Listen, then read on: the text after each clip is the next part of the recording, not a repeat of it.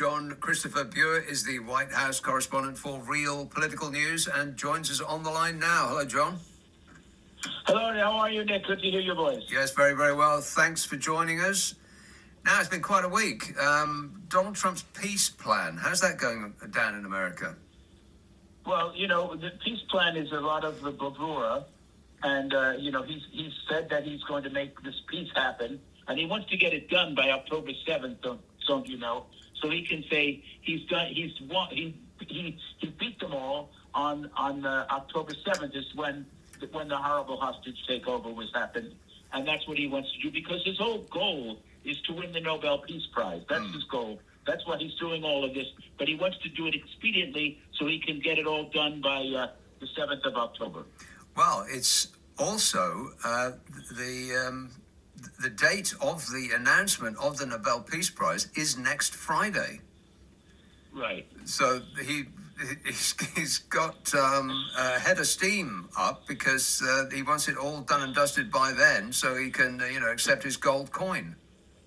Except the Nobel people are not, the prize people are not really happy. Now think of this psychologically. He changed the Department of Defense. He wants to change the Department of Defense name to the Department of War. Now that doesn't really inure to their wanting to give him anything with peace on it. So that's an obstacle that the Scandinavians know that, and that's where Nobel put it in for creating his TNT, whatever it was, and now he's put his money into offering a prize to people who are peaceful. Yes, and also a part of the stipulations are for the Nobel Peace Prize that the peace that they're referring to has to be settled and stable, and that's the last thing that it is at the moment. Well, it's far from stable, and Trump, as I said, he wants to do it by then. And there's all sorts of things in this 20-point peace plan that he's bragging about, which is the permanent ceasefire, release of all remaining hostages. 20 are still believed to be alive, the gradual Israeli withdrawal from Gaza, and the roadmap for Gaza without Hamas. Now, Trump announced this plan last week. He did this with the help of Qatar and the president of Turkey, Erdogan, and he's also got Netanyahu to agree. But, the two of them are at each other, and I don't know. I saw them last week at the White House. They weren't real chums, indeed. Yes, well, Netanyahu is irked that Donald Trump, I imagine, that because Donald Trump seems to be backing him into a corner, because all of the world is almost unanimously delighted with the prospect of this peace plan. And Hamas' response was not a yes. It was a qualified no, but yes, if we can work some details out. And I'm sure that's not what Netanyahu had in mind. No, and Netanyahu has the ability to go in there and strike them with the Israeli Defense Forces, the IDF, and he's done an amazing job of decimating the country.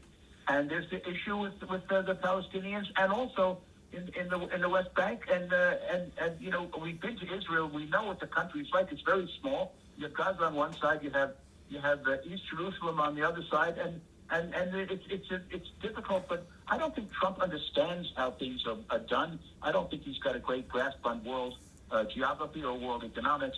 And he's saying he solved 7 wars, and some of the countries don't even know each other. So I mean, against anyway, Netanyahu needs Trump's help to win this next election. That is very important for him in his country, because as you can see, and I know you watch the news, the Israelis are not happy with Netanyahu. They don't like the way he's handling this. They want the hostages back. And, Bibi's not a big star in his own country, but he's got the Likud party, which is very conservative, behind him. And I won't even get into his wife and that political aspect, but we won't talk about that on a nice show like this. Yeah, I wonder if Netanyahu's political future is actually in doubt about this, because even if he agrees to this peace plan and peace does break out, the right-wing faction of his coalition government is going to be very upset with this, and so the whole government could fall. Well, he's been close to that for quite some time. I remember I was there in the 80s, and he wasn't a beloved individual back then. You know, he's a smart guy, but he and Trump are at each other, and I think they try to cajole each other, and I can use some Yiddish words, but sort of work each other system and really get to each other. But I think there's a lot of animosity and a lot of misunderstanding and a lot of unfriendly relations between the two of them. But that's what's going on, and I don't think it's as easy as 1, 2, 3. And I think Trump would like to have it over with so he can get his Nobel Peace Prize and he can go back to flaunting his capacity as the greatest empire in America. And the unitary executive is how he wants to run this government. And it's basically the Trump's the Trump rule of kings. You know, I would call it the divine right of Trump. And I think that's what he wants to do. The unitary executive is he gets all the power. He has all his cabinet and selected, you know, in DOJ and so on and so forth. He's got the 2025. He's putting that initiative through.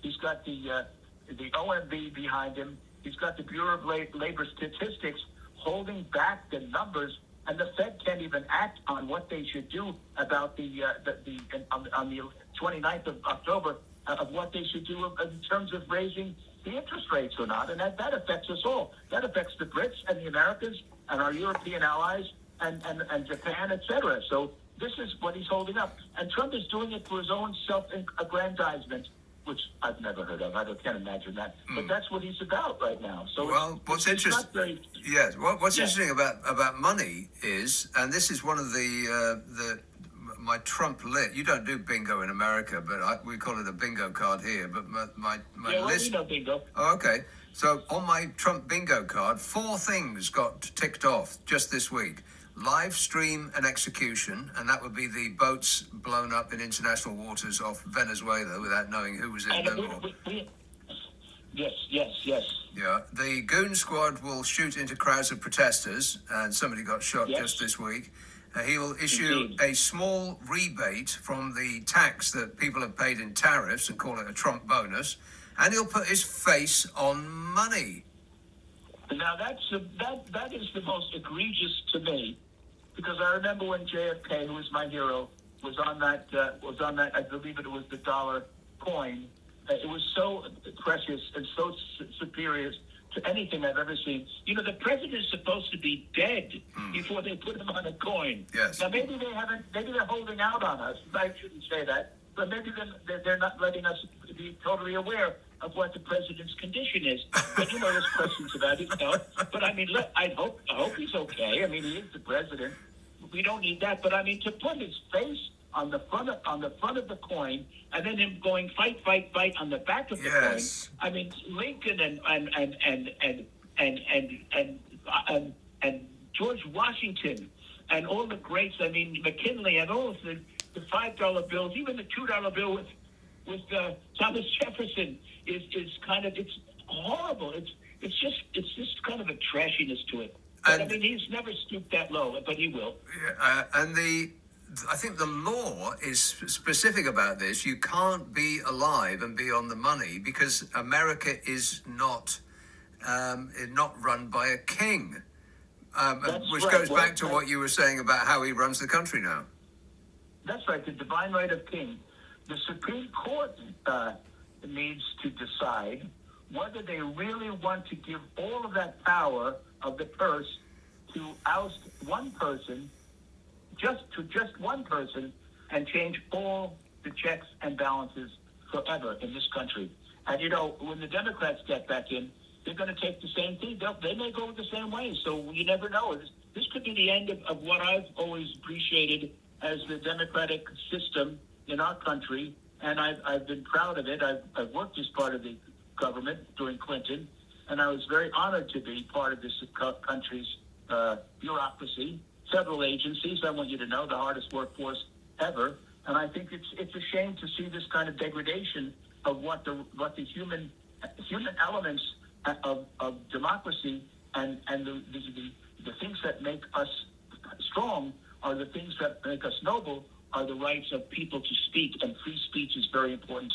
and to go into the universities and to go after journalists, and then to put the troops. He's sending the troops. He thinks he's going to send the troops from California into Oregon, which he says is being decimated. That's against the law, and the Governor Newsom is now suing him. The governor of as you mentioned earlier, of Oregon is suing him, and the Governor Pritzker is suing him. But these lawsuits, Trump lived most of his business life suing people and being countersued. Yes. And he's used to that. And Thousands. that's how he stalls and forestalls things. Thousands. And that's how he keeps things going. And he figures as long as he can keep it in the courts, then he's free. But we'll see. These things are changed. And I think what's going to happen in America is everybody's going to rise up and say, wait a minute, enough is enough. Yeah, but time is running out for that, though. I mean, I was talking to another American journalist just the other week, and I started hyperventilating and berating them unreasonably for the inaction of American journalists, because it seems to me that American newspapers, some of the biggest and most famous papers in the world, they just don't seem to be aware of what's happening in front of their faces, or they're unwilling to actually report what is happening in their country. They just seem to be trying to make it all normal, and don't worry, everything's going to be fine in 3 years. Well, I have to say, I don't find that. First of all, I don't feel that way, and a lot of my colleagues with the New York Times, et cetera, NPR, and the other organizations that I believe have integrity, they don't fall for that, and they do keep it. But we have a problem. There's the White House briefing room where only certain people are allowed in, and then they're chastised for saying what they feel or asking questions that they think are pertinent. So there's a real problem here of how free our country is in terms of speaking and writing. But I urge, as they do, all journalists to speak truth to power, and I think that's going to happen soon. And Trump is trying to silence all of his critics with business deals, threatening their employer. I mean, that's the other thing. Exactly right. And with threatening Redstone. Yes, that. and with great success in far too many cases. John, I'm sorry, but I've just completely run out of time. So thanks so much for that. Jon-Christopher, the White House correspondent for Real Political News.